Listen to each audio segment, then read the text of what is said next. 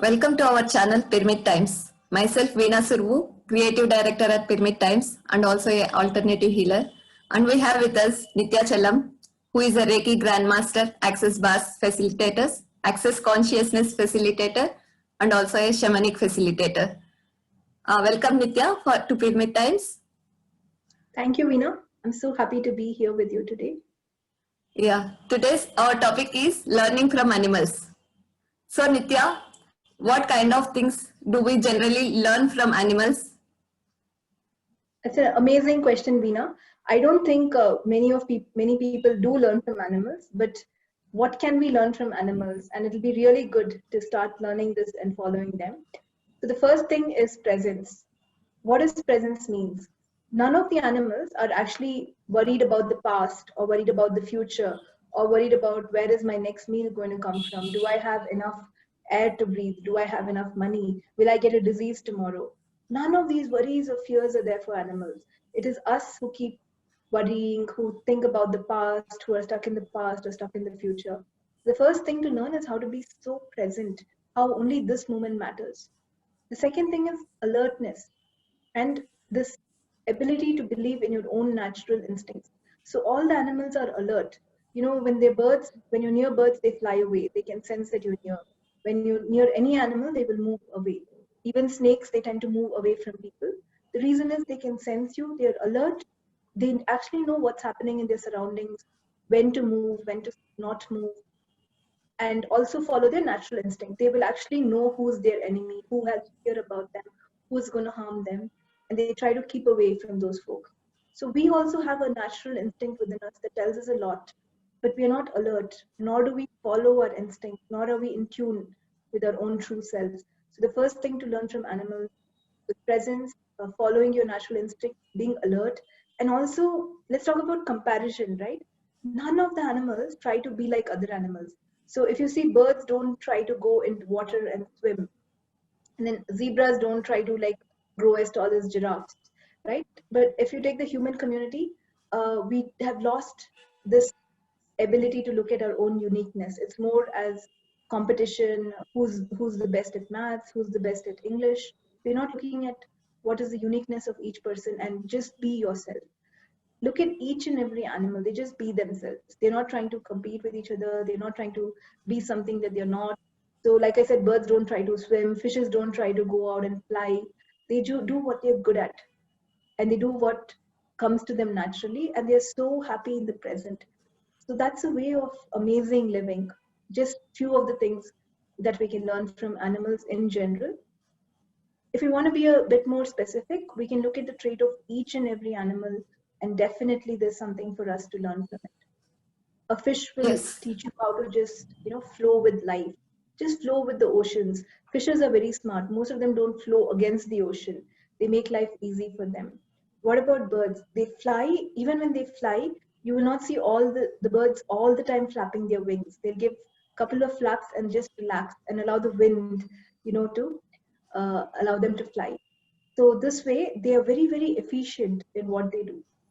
They maximize the efficiency, they maximize their energy, all sorts of animals.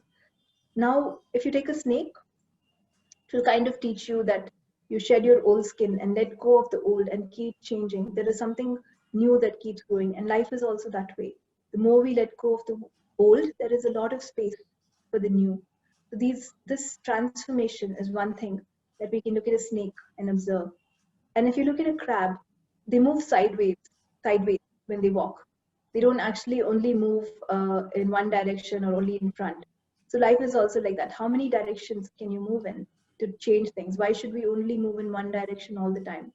Something to learn from crabs. And then there are even small insects. If you just see how happy they are, how busy they are, how ants, carry 10 times more of their weight, and just focus on building that anthill or whatever they would like to do, how focused they are, how they sense what's happening, and just keep moving on. So these are all the things we can learn from animals, both generically and specifically. Yes, I think animals mostly operate by their instinctive nature and out of group consciousness. Even in many of the corporate, there are lessons from the goose also, how goose coordinate each other in leading the groups, and how they take care of rest of the birds when they are flying if it is getting hurt. And so many things we keep learning from the animals. But why, as a human, we are greedy or selfish sometimes, and we feel jealousy and lot many emotions comes up. And why not we learn from animals? That is the That's a good question question. for yes, yeah. Yeah, I think we have been for some time now. We've been in a more unconscious world, and the time for consciousness has already started. And I believe consciousness is going to keep on rising. So when you realize that you are unique and different as a human, and even animals, you may not be able to differentiate. Like all lions may look more or less similar. They are different, but to us they look similar. But humans look, all of us look so different. We have different colors, different skin tones, different unique personalities. When people learn to acknowledge their uniqueness, they get to know that you are a gift and you're so different. It's the difference you are that you should embrace and not try to be like others. Then we may let go of this emotion, because jealousy is just making yourself lesser. It's giving up. It's already saying that someone else is better than you. But when you're so uniquely different, it's like comparing, monkeys and gorillas, right? You can't say which one is better. They're just different. Or apples and oranges. So when we don't compare with our uniqueness with anyone else, because it just cannot be compared, and then you realize you are unique and different and focus on that, then you may be able to let go of all these things which are not necessary at all, because you are a greatness. That is how uniquely different you are. So would you like to be your own greatness or a limited version of you, of who you are? And this is what we can learn from animals, to be happy and also to be free. And there is a notion somewhere that, human beings are more ascended forms of beings and animals are not. People refer to, don't behave like animals. But I have a different Right. point of view there.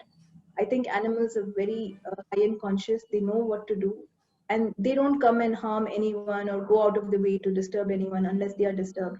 They're very focused. Just enjoy what they do. Even if you take a panda, right? It's so pretty to look at, but it doesn't do much. But it eats, sleeps, and it's happy. Eating, sleeping, drinking, and happy. So they know how to be themselves. So if we want to get into a state of being yourself, just being, because we're called human beings in the end, not human doings. So if you want to understand that, look at the animals, see how they be, and they're happy. None of the animals have tears. Even if they say crocodile tears, crocodiles actually don't get worried or cry. They are by nature happy. They just follow their instincts, live in the now, do what they want to do, and just be happy. So it is good for us to look at these traits and imbibe them, and that's a choice. Now why people don't want to learn from animals, or why people don't want to be the best of themselves, just comes down to a choice. But with this video, if you get to know that you have a different choice, I would just encourage people to choose different. If you never knew that you could choose different, now is the time for you to know that. Yes, definitely, Nitya. We could integrate qualities of animals in our own beings, and we can be different and we can be unique. Coming to one more question. Most of the time, we think we are only the beings on this planet and we don't have that communion with animals. So how can we establish that communion with animals, and what can we provide as a contribution to That's the an amazing animals? question. It's an amazing question. See, the earth is a sustainable ecosystem. If you go back to biology that we learned, one species depends on the others. The insects feed the birds feed something else. There's a bigger fish that eats a smaller fish, and they are preys and predators. So there are more of insects, then lesser of the birds, and then much lesser of the other species that eat birds. So this way, when it's set up that way, everything is a sustainable ecosystem. So one species thrives on the other, and every species is here for a reason. So the whole earth is in communion with all these species and has a cycle of sustaining itself. Even the rain, right? When it falls, it dries up, it evaporates, it goes back, it rains again. So everything, every animal, every human is in this sustainable environment. Now, what humans have done is they are making it unsustainable. They are playing with that balance. And it is not okay for the environment to be without trees, then we cannot breathe. It's not okay to kill one whole species of animals, or even if you're not directly killing them, when we kill trees, animals do get impacted, because you don't know which part of the ecosystem you're tipping, and you don't know what is going to happen. But it is a way, the way nature has created things is everyone lives in harmony, and one species thrives over the other. So even, for example, one day when our bodies die, it goes back to the ground for the worms, for the mud, trees grow on top of it. When we breathe out carbon dioxide, trees use it, trees give us oxygen. So that way, everything is connected. So when you're in communion, you take care of these things and life becomes so much better. You don't abuse trees, you don't cut trees for the sake of cutting, you don't kill animals for the sake of killing. That is communion. And that means everyone thrives. Our species thrives, other species thrive, and we live together. But if we don't do that, then you're depleting the earth. When we deplete the earth, we don't know that there could be a complete imbalance in what's happening, earthquakes or floods, or like, can you even imagine if no lions are there, then the deer population might just increase, and there may be too many. If no birds are there, then the insect population will just be too much, and the insects are very dangerous. We've seen from the virus, right, how something very small is actually dangerous to us. So we should not, tip the balance. What we should do is learn to be in communion with all of them. And how can we not be, right? When you see dogs, how pretty they are, how they wag their tails at you, how beautiful those animals are, horses. If you just get to know these creatures from a distance, because they don't like, most of the animals don't like us going near them. But if you observe them from a distance, they are so amazing. They just know how to be who they are. They have a lot of nurturing auras. Just being around them, your thinking will calm down, because they're not throwing this energy of overthinking at you. But when you're around human beings, you tend to think much more than usual, because they are all worried, or there's so much emotions that bring the energy down. But with animals, it's different. Their presence itself is different, and if you learn to love them from a distance, it is really amazing. And they are very much required. Like a tiger is so magnificent, it is so damn powerful. We are not as powerful as tigers, right? We cannot actually go and fight a tiger, but it doesn't come near us and doesn't want to harm us. It has its own space and it's happy at its home, and is just focusing on what it wants to do. The magnificence of each of these creatures is what amazes me, and I can just admire these things from a distance, to see how tall a giraffe is. How tall is that creature, and how long its neck is, and how different it has been created. So we learn to stand really tall from a giraffe. If you just want to, have so much dignity and stand tall, that's the animal we can learn from. So it is amazing to see these gifts. I will call them gifts because they're so pretty, so mysterious, so different. And if none of these gifts are there, right, this is not going to be a tribal environment even for us. If none of the species of animals are there, there's nothing for us to. It's like killing ourselves, when you kill all the other species, is what I know. I mean, the music of the birds, waking up to the sound of the birds chirping, that's a different level of pleasure altogether. And just seeing them and observing them, like bird watching, these are some of the pleasures we've been gifted with. But people don't realize how beautiful animals are, or how beautiful nature is. And I would really, would like to see consciousness prevail, and more people contributing to the earth. We don't have to contribute much to the earth. We just don't have to destroy it, because the earth is giving us everything we like, from the air to the water to the food. Now, if we go and destroy a whole forest, then the bees, if there are not enough bees, the pollination will suffer. So your plants will not grow as much as what you require. So if you go destroy farmlands and just have buildings, what happens is, it's impacting our food, because what is our food? Our food is basically plants and maybe a few animals, but it's basically plants. So destroying the forests and animals is like actually destroying ourselves. This is what it would be good for people to understand, and understand that the beauty of the water, the beauty of the air comes from the beauty of the trees and the forests and what is thriving there. So that's why they call the Amazon the lungs of planet Earth. That's where from all the freshness comes.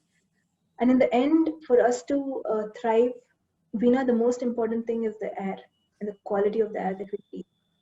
So falling in love and learning from these amazing things of nature, not only animals, will actually enable us to thrive. And it'll be a different world Yes. where all species can thrive. Yes, Nitya. I do recall a event. I went to a resort for just retreat purposes where they have given a chance to spend some time in the nature. Only we were spending just 5-10 minutes, and I was able to communicate with a lot of beings over there, not just the plants, but small bees to the birds to anything. And it was everything is giving a message basically. I think if we could be that present in our daily life every day, we will be like living a phenomenal life. I could That feel is, that literally. that is That true. is so true. And also coming to Gary's Douglas book, Talk to the Animals, as you know, the Access Consciousness work that you are doing already. He also mentions being in the zone when we are present with the hearts. It's like they have a very expanded consciousness, and if we also have the similar consciousness, then they will allow us to be with them. Yes. So that is a very profound learning. That book also communicates a lot on learning from the animals, how we can talk to the animals. That is wonderful thing. Do you think, Nitya, that we can receive even healing from the animals? Yes. So if you see dogs as such pets, they tend to take up a lot of problems that the owners have. So when the owner is sick, sometimes dogs get sick. So they want to contribute to us. And this is one way. But if you have a dog in your house, it makes you happy. Just, touching the dog, playing with the dog. And what's the best healing? Laughter. If you, Yes. ride a horse, it encourages you to actually use all the muscles in your body, from your legs to your top portion. And when your body moves that way, it's a healing. So exercise is a form of healing. And when you are able to receive the love, uh, or even the relaxation, like when you observe like if you observe a giraffe from distance and you just see how magnificent it is, it kind of calms you down. It kind of gives you a different space. Those are all healing energies for us. It need not be like a counselor talking to you or someone touching you, but just the energy of laughter, happiness. These are all the things we can receive. And again, the best thing to learn from our dogs. When people have dogs, they tend to be more happier. Even if your office work is, a lot, by the time you come home and see your dog, you tend to forget everything, because those things are just happy. They're wagging their tails at you. They don't understand what's happening. All they look at is, oh my God, this person has come back. Let me go be with them, give them a hug. Even cats have this thing. They own you. You have to do everything for the cat. And how you take care of a cat is like, again, another set of love that you have for your own cat. And that's also healing. Love is also a different form of healing. So a lot of things animals can contribute to us if we're willing to receive. Even the pig, there are a couple of pigs that I see on the way to my son's school. I stop and look at them. Their eyes are so kind. They just keep staring at me with so much kindness. They don't want to come near me, but when I get carrots for them, they're happy. And the way they look at me, and I that day when they were looking into my eyes, I realized, the pig is an animal that is so much in love with Mother Earth, so much in love with Mother Earth that it can't even lift its head and look up at the sky. And it's just, keeping its face always on the ground and being so much in communion with Earth. It's literally in love with the dust and the mud and the earth and everything that the earth has to offer it. It's such a grounded animal. And that day I realized, like, pigs are so kind. So I started circulating a poster saying, "Be kindness," with pigs' pictures. You should look into their eyes. And so many things. Even kindness is a form of healing. So they don't, reject you or shout at you or do stuff or to upset you. If you're just if you don't frighten them, because they are a little frightened by us. That's why Gary mentioned you have to be in a set of consciousness for them to come to you. But otherwise, they're really, really amazing, and so much to learn from, I think, every animal. Yes, Nitya. So even before doing shamanic class with you, I was never aware of what animals can contribute to us and all these things. But after starting this shamanic class, when I went to one of my friends' houses, a dog came and hugged me very tightly. I never felt that kind of hug from any of the human beings, and the nurturing and caring it supported, it's beyond description. So it's like equally they are there in this planet. We can't say they are lower beings or the higher beings as such, but they are equally contributing in their own way. And we ourselves, I think we can contribute to even animals also. So can we also heal animals? Sometimes we see a lot of the animals on the roads, they will be suffering. Can we also contribute to them? Will they be able to receive from us anything? Yes. So when you contribute, there are different ways you can use Reiki or different ways of access healing also. But even if you don't know all of that, just your intention that I would like this animal to be happy. Just your wishes, because our thoughts are really powerful, is enough to get them. And they are good at receiving. They don't have judgments as much, or even judgments like humans do, right? So they will receive it. If you just wish for the animals to recover, they'll recover fast. If you can also find, there are many places which do help animals. You can find places like that for them. But even if you can't do all of that, just wishing that they will recover is really, really helpful for these animals. And so, a couple of times when I found dogs a little sick, I was able to call dog ambulances or take them to the veterinary and get them sorted. And they recover very fast. Even if the dog requires surgery, they tend to recover very fast. Reiki also helps. When if you know Reiki or just sending a lot of positive energy to those animals really help, and they know how to receive it. They're very good at that. Yes, it's so profound learning from animals how and how we can communion with animals and stay for each other, not as a separate beings, but as a planet, as one whole being, we Yes. can be present on this planet.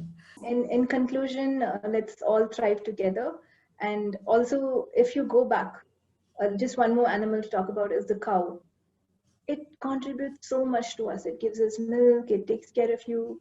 It allows you to use its skin. People also sometimes eat meat. The cow is such a great animal that every part of the cow would like to contribute to you in one way or the other. Even the cow dung we use to cleanse houses and to do different things, right? That's how beautiful nature has created. And those beings have said, I would like to be kind to these human beings. I would like to support them. So what if we also receive that kindness, we be kind to them, and we also support them? Then it would be a different world. And they don't require humans. All animals can live without humans. It is we who require them. It is we who require them for either whether it's a ride or sometimes for meat or whether it's for milk. So we should learn to respect all these amazing beings that are contributing to us. And that would make things much more amazing. That's great, Nitya.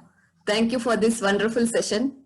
So, audience, if you find time in getting communion with the animals, definitely take 10 minutes time out of your life and experience the beauty of it for yourself.